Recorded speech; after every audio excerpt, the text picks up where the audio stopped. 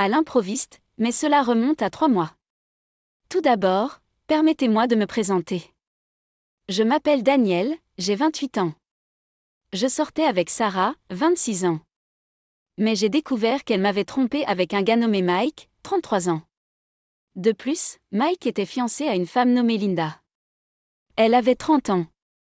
Sarah et moi sommes ensemble depuis l'université, vivant ensemble, nous discutant de temps en temps, mais surtout jouant à l'imbécile en amour.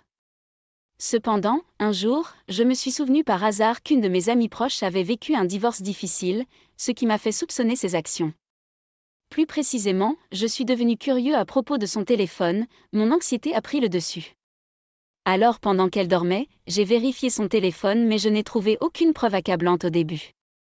Juste au moment où je pensais m'inquiéter pour rien, j'ai remarqué un contact enregistré sous Sarah dans son téléphone, ce qui était étrange. L'affichage du contact a révélé un numéro que je n'ai pas reconnu.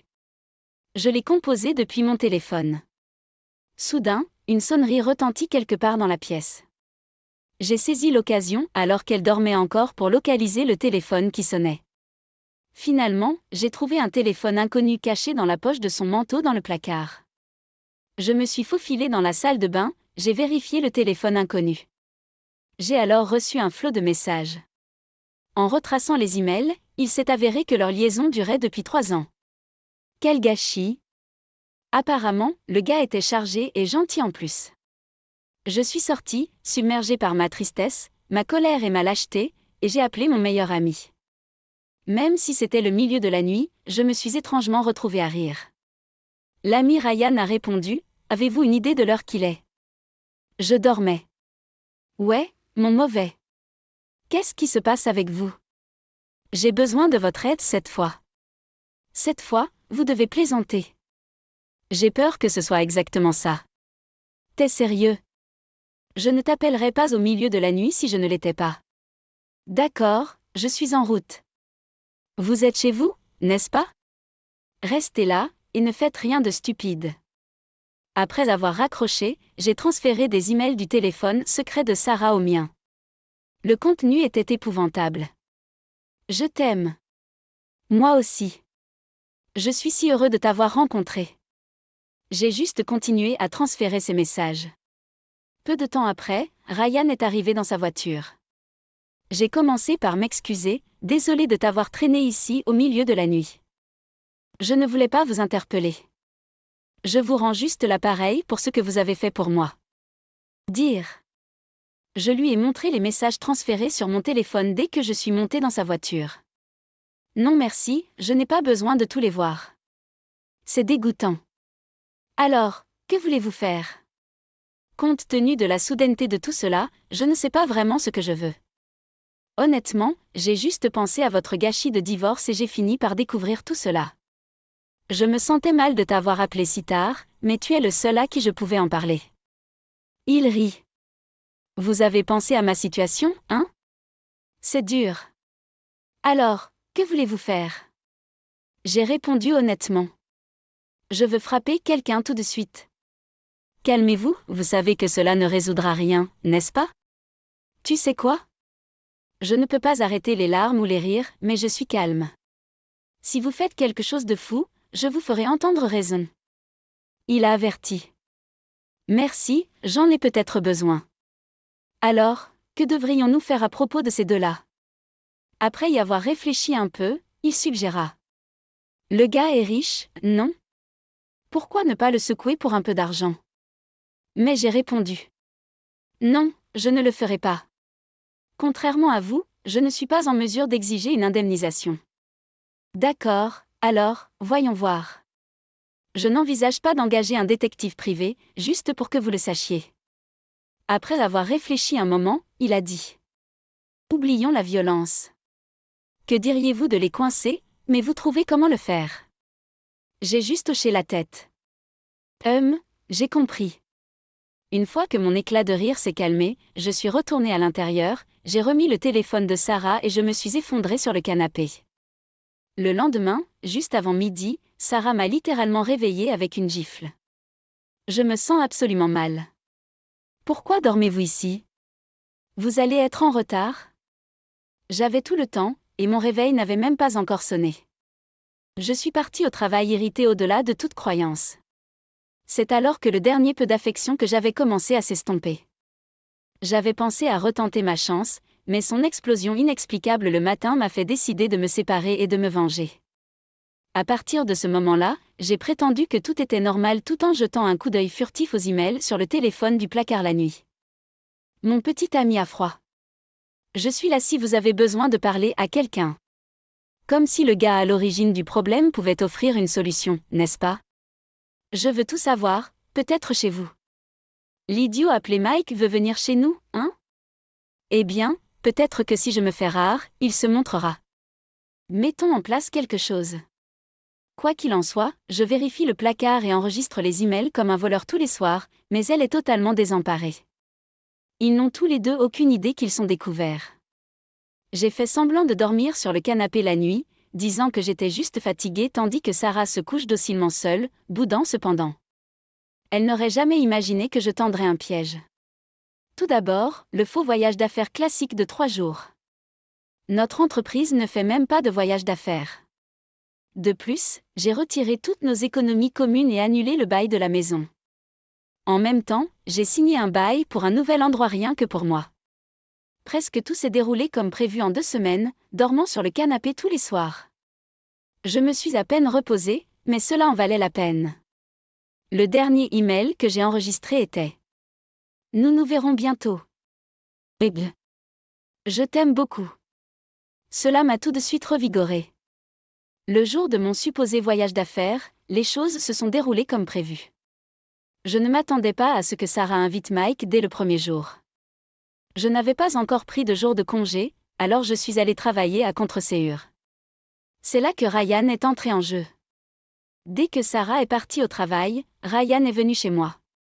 Il a déplacé tout ce que je possédais dans une unité de stockage. À l'origine, je devais tout déménager dans mon nouvel endroit pendant un jour de congé. Je me suis précipitée dans mon travail ce jour-là et j'ai demandé à mon patron un congé anticipé. Cela a mis à mal ma réputation professionnelle, mais comme cela n'affectait pas mes performances professionnelles, il m'a laissé partir. Puis j'ai rencontré Ryan. Il finit de tout déplacer rapidement, et la maison était pratiquement vide. Il ne restait aucune trace de moi, comme si j'avais disparu. C'était hilarant et parfait.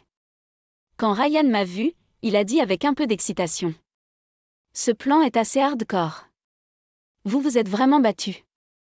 Je suis peut-être idiot de ne pas m'en être rendu compte plus tôt, mais je me suis fait avoir pendant 3 ans. Ce n'est rien comparé à cela. Si elle ne m'aimait pas, elle aurait pu simplement rompre et sortir avec lui.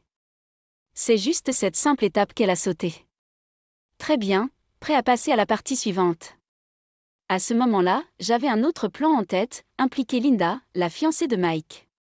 D'une manière ou d'une autre, Ryan avait pris 2 semaines de congé pour retrouver Mike en utilisant une photo du téléphone de Sarah. Non seulement il l'a trouvé, mais il a également réussi à localiser sa maison, un geste tout droit sorti du livre de jeu d'un détective privé. Cela n'aurait pas été possible si Sarah et Mike n'avaient pas travaillé au même endroit. De plus, Ryan s'est assuré que Mike n'était pas à la maison avant de s'approcher de la maison de Linda.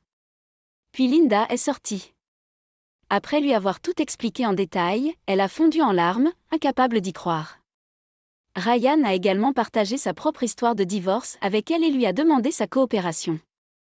Elle a accepté de nous aider, dans la voiture, à aller la chercher, a-t-il mentionné doucement. Linda semblait être une bonne personne, heureusement que c'est avant le mariage. L'air assez triste, nous sommes arrivés chez Mike et Ryan a appelé Linda. Je suis sortie de la voiture et je l'ai saluée proprement. Elle ressemblait à une personne moyenne, pas exceptionnellement belle. Quand j'ai dit « Je suis terriblement désolée pour le comportement scandaleux de ma petite amie, et je suis vraiment désolée de vous impliquer dans ce plan. » Elle a répondu « Tu t'excuses ne changera rien. Je ressens la même chose. » Et elle a poursuivi « Je m'excuse aussi pour l'erreur de l'homme qui devait être mon mari. » Ryan intervint alors « Linda, même si vous n'êtes pas encore mariée, ce que vous pourriez voir aujourd'hui pourrait être le pire scénario possible, quelque chose dont vous ne voudriez jamais être témoin. Êtes-vous sûre d'être d'accord avec ça? Si c'est trop, vous n'êtes pas obligé de venir. Nous vous ferons toujours rapport et vous fournirons les preuves. En effet, de mon point de vue, elle avait l'air épuisée et apathique, la principale victime étant jetée dans ce gâchis. Cependant, elle a fermement dit « Je vais bien. Aujourd'hui, nous avons prévu une réunion de famille avec nos 2 parents. Peu importe ce qui se passe ou dans quelles conditions, nous ramènerons Mike. Sarah sera également amenée avec elle. S'il vous plaît, comprenez cela. » Son comportement est passé de triste et désolé à déterminé. Un guerrier était né. Dans la voiture, nous avons expliqué le plan en détail à Linda. Je romps avec elle de toute façon, donc tout ce qui se passe ensuite me convient. N'avez-vous pas de sentiments persistants? Honnêtement, je l'ai fait au début. Mais en la voyant continuer sa vie sans aucune culpabilité, j'ai complètement perdu ses sentiments. Je comprends. Je me demandais si ce serait mauvais pour toi si tu avais encore des sentiments, mais il semble que je n'aurais pas dû m'inquiéter. Au début, je pensais qu'elle était fragile, mais elle s'est avérée assez intimidante. Pendant que Linda et moi attendions dans la voiture, Ryan montait la garde. Linda a partagé qu'elle avait été trompée par un ancien petit ami avant de sortir avec Mike. Elle l'avait prévenu. Si jamais votre tricherie est révélée, je ne pleurerai pas et ne laisserai pas cela s'arrêter là. Il l'avait assuré. Si je trichais, je devrais mourir avec l'autre femme. Croyez-moi, je n'aime que vous. Adieu à l'avenir de Mike. Puis, un appel de Ryan. Ils sont là, cela ne fait aucun doute. Prêt. Le moment était arrivé. J'ai sauté de la voiture et je me suis dirigée vers l'endroit où il était. Sarah et Mike s'approchèrent, bras dessus bras dessous, l'air satisfaits d'eux-mêmes. J'étais le seul à m'effondrer à la vue. Linda réfléchit. Je me demande quel genre de tête Sarah fera quand elle verra la maison presque vide. Elle souriait comme si c'était le problème de quelqu'un d'autre. Terrifiant. Mais entendre cela a ravivé mon esprit combatif. Merci, guerrier. Même de dos, c'était clair. Sarah déverrouilla la porte, et au moment où elle l'ouvrit, elle se figea. Mon esprit s'est envolé. Sarah entra dans la maison, suivie de Mike. J'ai marché sur la pointe des pieds jusqu'à la porte. Puis, j'ai reçu un appel de Sarah. Comme prévu. Il est temps d'agir. J'ai ouvert la porte et j'ai répondu au téléphone avec « Bonjour ». Seulement pour qu'elle crie « Oh mon Dieu !» Et Mike pour paniquer. Pas question. À ce moment-là, Ryan et Linda n'étaient pas encore à la porte. Pourquoi êtes-vous ici? Qu'en est-il de votre voyage d'affaires? J'ai ri et j'ai dit. Bien sûr, c'était un mensonge. C'est terrible. Tu m'as trompé. Trompé? Comparé à 3 ans, ce n'est rien. Que entendez-vous par 3 ans? C'est alors que j'ai appelé l'autre téléphone de Sarah. La sonnerie résonna de manière inquiétante. Non. Vous l'avez vu? Fouiner est le pire. Le pire absolu. C'est la personne qui avait l'air la pire. Vous ne pouvez pas lui pardonner. Bien sûr. J'y crois pas. Ensuite, c'est fini entre nous. Ici, maintenant. J'ai déjà déménagé tout ce que j'ai acheté. Le bail de cette maison est également annulé. Elle était stupéfaite. Une dernière chose. Dites la même chose à cette personne. J'ai ouvert la porte et il y avait Linda. Ravie de vous rencontrer. Je suis la fiancée de Mike, Linda. Sarah s'est complètement figée à la tournure soudaine des événements. Quand Mike balbutia. Et, pourquoi êtes-vous ici? Linda répondit froidement. Pourquoi? Parce que vous avez été suivi, et voici le résultat.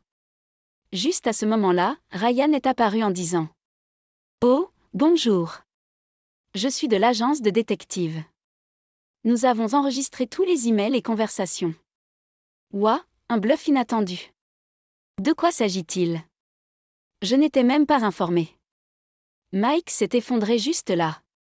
Avec un sourire sournois mais poli, Linda a dit. Merci pour votre travail. Même si ce n'était que pour quelques heures. Ryan était comme. Oh, pas de problème du tout. Sur ce, nous partirons. Linda ajouta tout cela avec un sourire. Eh bien, cet endroit est déjà annulé. Inutile de rester dans les parages. Rentrons à la maison. Nos parents arriveront bientôt. Mike tremblait et exprimait ses excuses. Sarah s'est effondrée.